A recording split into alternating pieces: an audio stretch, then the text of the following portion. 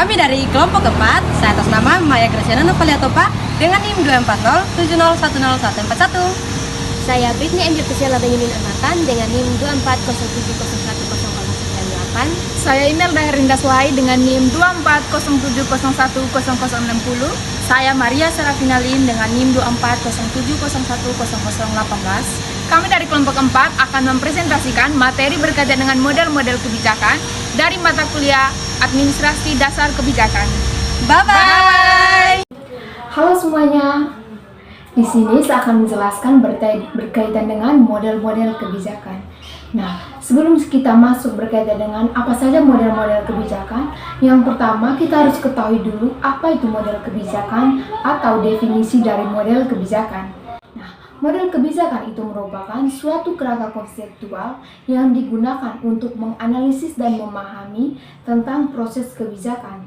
Dalam proses kebijakan ini terdiri atas pembuatan kebijakan, implementasi atau penerapan kebijakan, serta evaluasi kebijakan. Model kebijakan ini juga dapat membantu dalam memahami tentang yang pertama itu adalah bagaimana kebijakan itu dibuat, yang kedua, siapa yang terlibat dalam proses kebijakan, dan yang ketiga, bagaimana kebijakan itu dievaluasi dan diperbaiki. Nah, setelah kita mengetahui tentang definisi atau pengertian dari model kebijakan, selanjutnya saya akan menjelaskan berkaitan dengan model-model kebijakan. Sebelumnya ada 7 model kebijakan. Yang pertama itu adalah model kebijakan institusional, yang kedua itu model elit massa, yang ketiga model kelompok, yang keempat model rasional, yang kelima itu model sistem, yang keenam model inkremental, dan yang ketujuh adalah model mixed scanning. Nah, selanjutnya kita akan menjelaskan satu persatu dari model tersebut berkaitan dengan pengertian dari model tersebut serta contohnya masing-masing. Model kebijakan yang pertama itu adalah model institusional. Nah, model institusional ini merupakan suatu pendekatan yang berfokus pada peran lembaga resmi.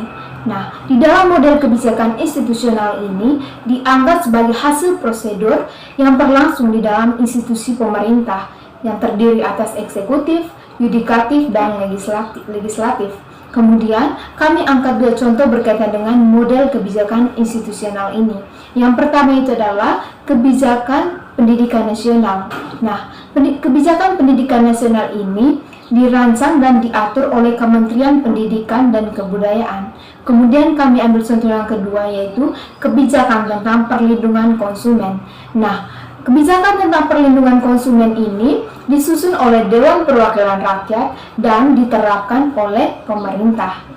Nah, 2 contoh kebijakan tersebut itu termasuk dalam model institusional karena yang pertama, kebijakan tersebut itu dirancang dan diatur oleh lembaga institusional dan merupakan hasil dari mekanisme terstruktur di dalam institusional pemerintahan.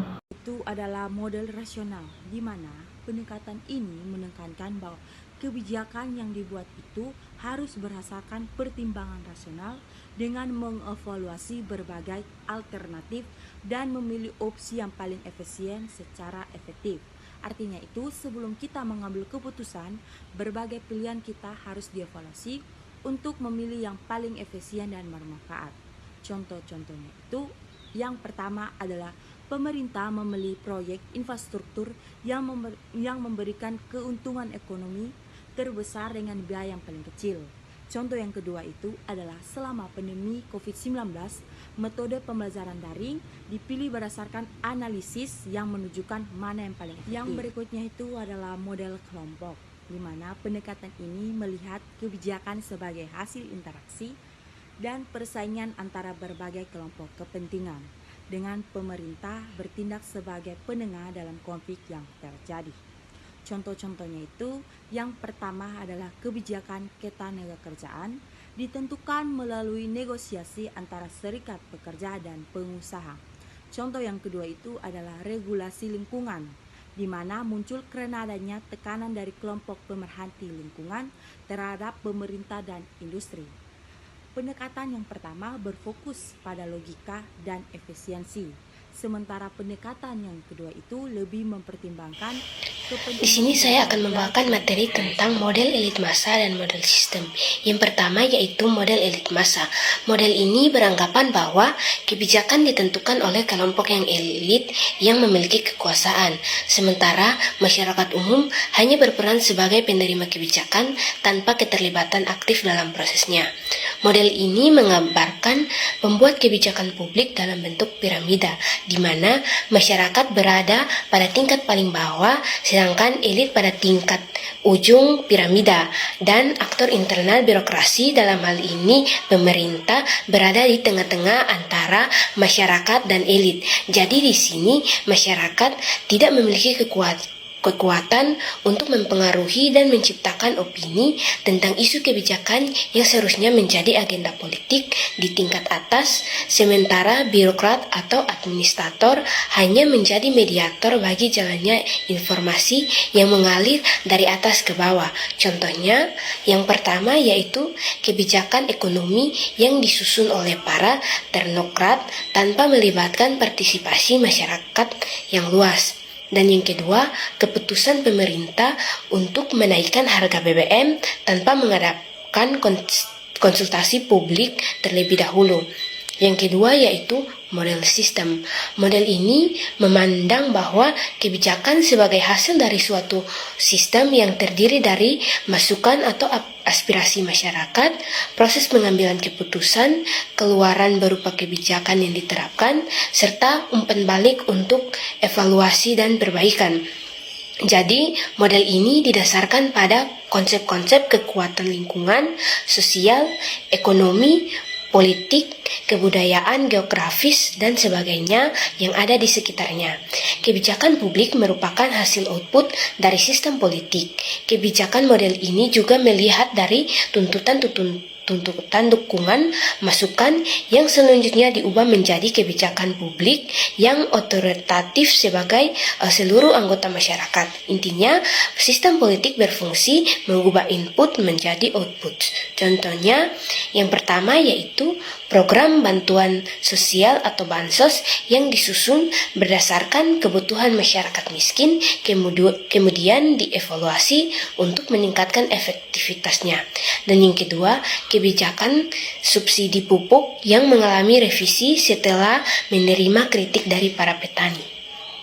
Halo teman-teman, sekarang kita akan membahas mengenai model incremental dan model mixed scanning. Tapi kita akan membahas terlebih dahulu tentang model incremental.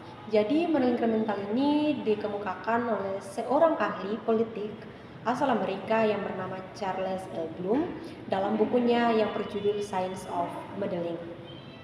Menurut Charles, model incremental ini adalah model kebijakan yang berkembang secara bertahap yang berpengaruh atau mengalami perubahan kecil yang didasarkan pada kebijakan sebelumnya. Yang artinya model ini hanya menambah atau mengurangi kebijakan sebelumnya secara bertahap tanpa mengurangi makna dan tujuan dari kebijakan sebelumnya. Tetapi tidak menutup kemungkinan bahwa perubahan-perubahan yang dilakukan secara bertahap sedikit demi sedikit akan menumpuk sehingga dapat menyebabkan atau menghilangkan makna dan tujuan awal dari kebijakan sebelumnya. Contoh yang saya ambil adalah anggaran kesehatan di Indonesia. Anggaran kesehatan di Indonesia itu setiap tahunnya akan mengalami perubahan. Mengapa demikian? Karena anggaran yang dikeluarkan itu adalah bentuk anggaran yang disesuaikan dengan kebutuhan masyarakat terhadap pelayanan kesehatan. Contohnya itu pada tahun 2023, anggaran kesehatan itu mencapai 47,8%. Sedangkan pada tahun 2024, anggaran kesehatan adalah 8,1%. Mengapa demikian? Karena setiap tahunnya itu kebutuhan para masyarakat itu berbeda. Sehingga diberlakukanlah kebijakan incremental ini dalam kebijakan kesehatan, sehingga anggaran yang dikeluarkan itu sesuai dengan kebutuhan masyarakat dalam bidang kesehatan. Yang terakhir adalah model mixed scanning, di mana model ini menggunakan dua pendekatan model lainnya, yaitu rasional dan incremental. Di mana ketika ingin mengeluarkan sebuah kebijakan, mereka akan melakukan penelitian terlebih dahulu atau analisis secara mendalam, sehingga data-data yang mereka dapatkan itu dapat mempengaruhi kebijakan yang mereka keluarkan, sehingga kebijakan tersebut dapat tepat sasaran.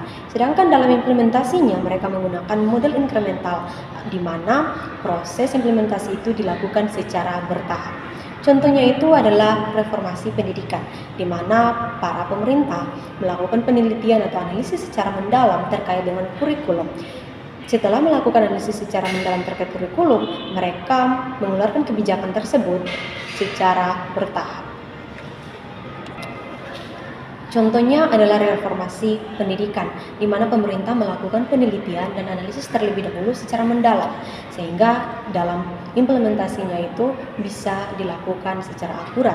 Sedangkan dalam proses implementasinya itu mereka menggunakan model inkremental, sehingga kebijakan tersebut dapat dilakukan secara bertahap. Oke teman-teman, kita masuk pada kesimpulan. Jadi kesimpulannya adalah terdapat berbagai pendekatan dalam analisis kebijakan publik yang digunakan untuk memahami bagaimana kebijakan itu dibuat dan diimplementasikan. Setiap model memiliki keunggulan dan keterbatasannya masing-masing, serta dapat diterapkan dalam konteks yang berbeda, tergantung pada sifat kebijakan yang dibuat.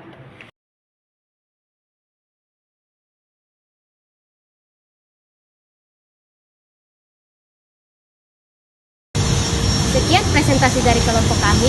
Jangan lupa share dan like ya. Dadah!